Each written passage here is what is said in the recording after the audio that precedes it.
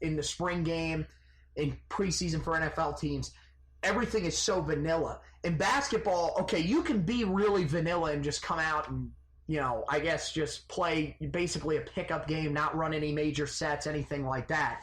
That's not usually what happens. Roy's going to run some of his sets because he uses it as a way to get his guys ready. But also, look, here's the thing with basketball.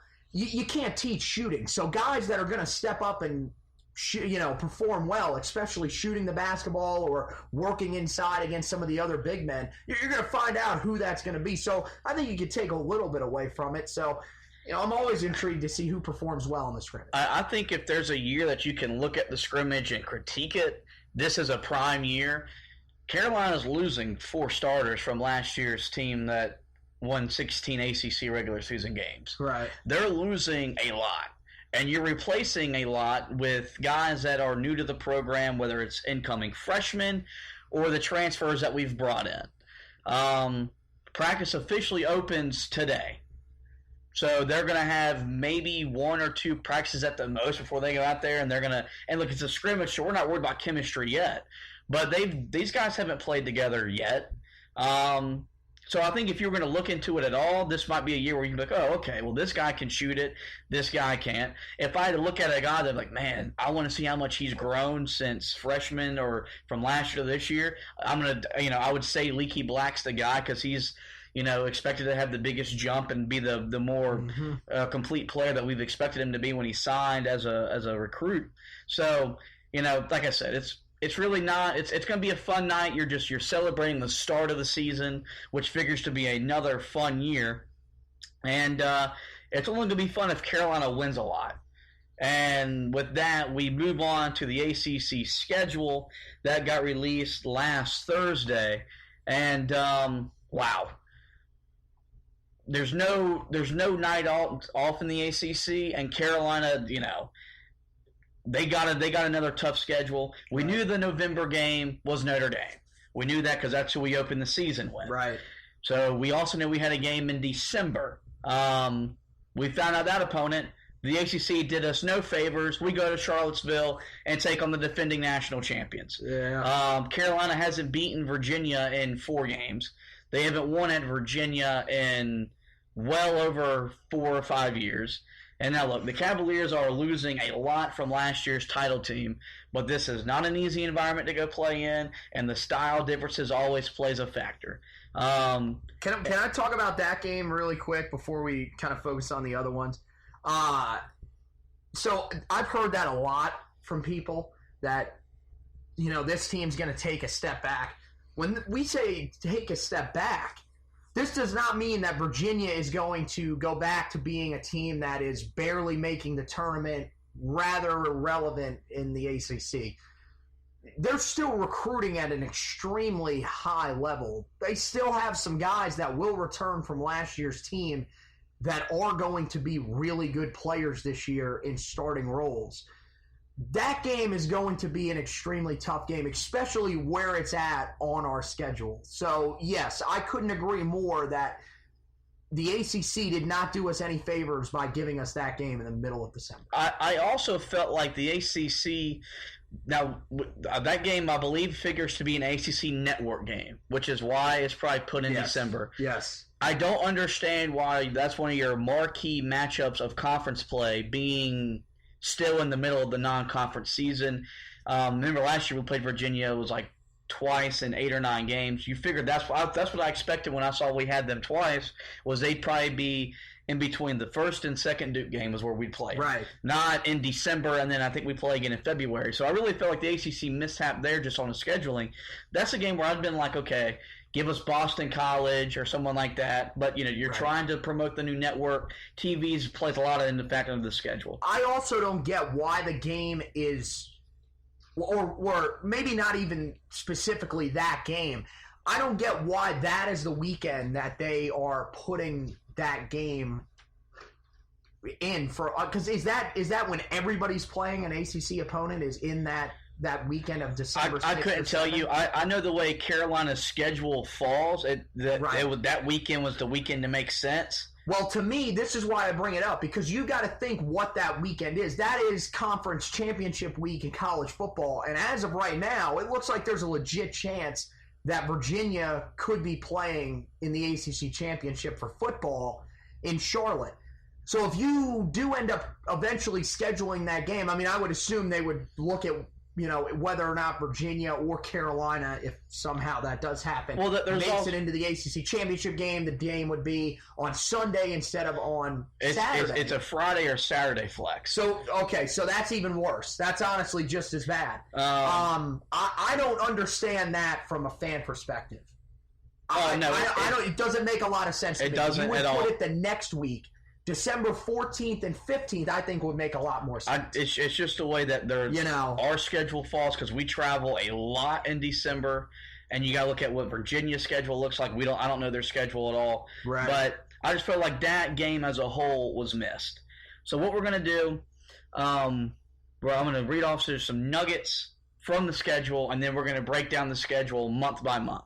So here are the opponents Carolina plays twice this year: Notre Dame, Pittsburgh, Wake Forest, which I like, Virginia, NC State, and Duke. I've always liked the idea of playing Wake Forest twice. I think we should play all the North Carolina teams twice. That's just me. And with the old, I grew up reading about us playing ACC schools twice. If we're going to play them twice, give me the big four schools: Carolina, Duke, State, and Wake Forest. Also helps that they are not good. And yeah, the games that we only play at home: Boston College, Clemson, Georgia Tech, Miami. Of course, the game that sticks out in that is the Clemson game, as Carolina tries to extend their streak of never losing at home to the Tigers in Chapel Hill in basketball.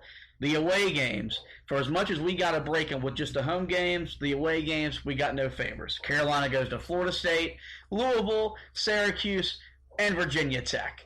Ironically, Carolina's had more success winning in Louisville and Syracuse recently than Florida State and Virginia Tech.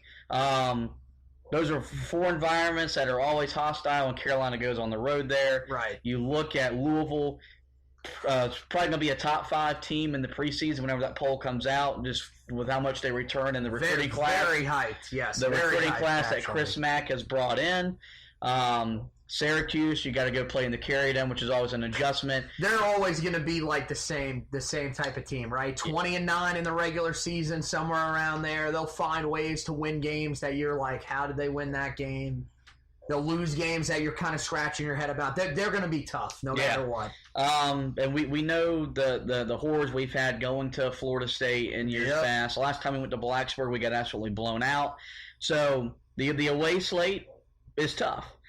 If you look at let's just take a look at those games right there. Comparing the games where we only play away and only play at home, or the four teams that are listed as away games: Florida State, Louisville, Syracuse, and Virginia Tech. Easily, miles ahead of the teams that we only play at home, right? So that, because Boston College, I don't think they're going to be really all that great. Is Kai Bowman back? No, he's gone. He's gone. So they are not. It's going to be a long year for them. Clemson, I don't really know what to believe. They've still got Brownell. So, look, I don't think they're going to find a way to win as much as they probably should.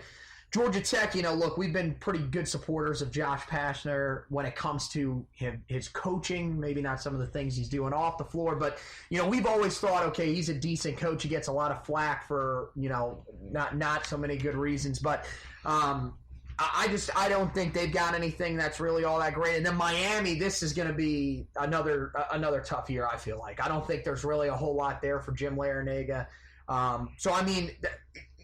It just continues to stack up. The teams you only play at home, of course, it's the 4 easiest teams in the ACC probably. So, it's going to be tough. I'm going to tell you. Yeah, there wasn't balance there with the home only and the away only. Right. Yeah. So the Heels have 3 Saturday, Monday turnarounds. That's, of course, is just something that they've been doing more and more.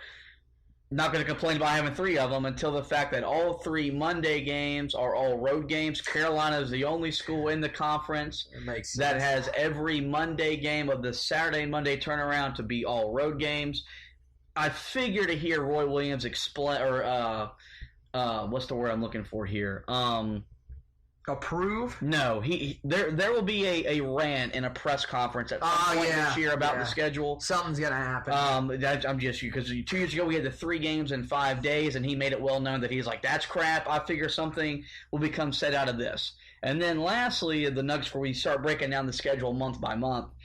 Seen a lot of positive reaction from this. I am not a fan of this. Both of the Duke games will be played on the weekend. For the first time since 1990-1991, that one game is not played during the week. Now, of course, this again is more TV driven, not the ACC wanting to do. It's what TV wants. Both the tip times got released. I think they're both 6 o'clock tips, as that's become college basketball's prime slot on Saturdays.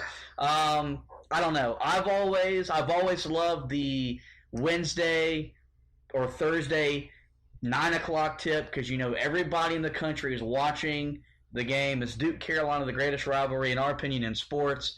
I get the people that have to work early jobs, and I've done it. I've had the 5 o'clock wake up to go to work, but I don't know. I've always loved that late tip where you sit around all day waiting for the game. I think this is a trial and error. Things what the ACC is going to try to do. If the ratings hit, then this might become a fixture.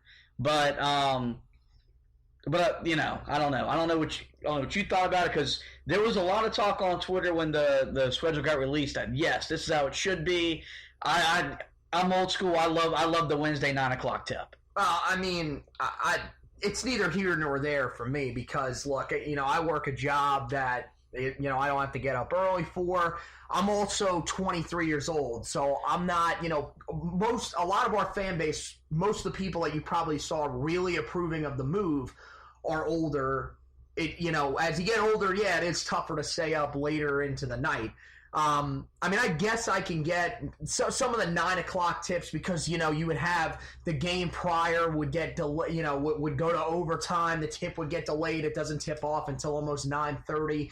I get, to me it doesn't matter. I'm going to stay up and watch them play no matter what. I remember a couple of years ago I had to work during one of the games. That'll never happen ever again, ever.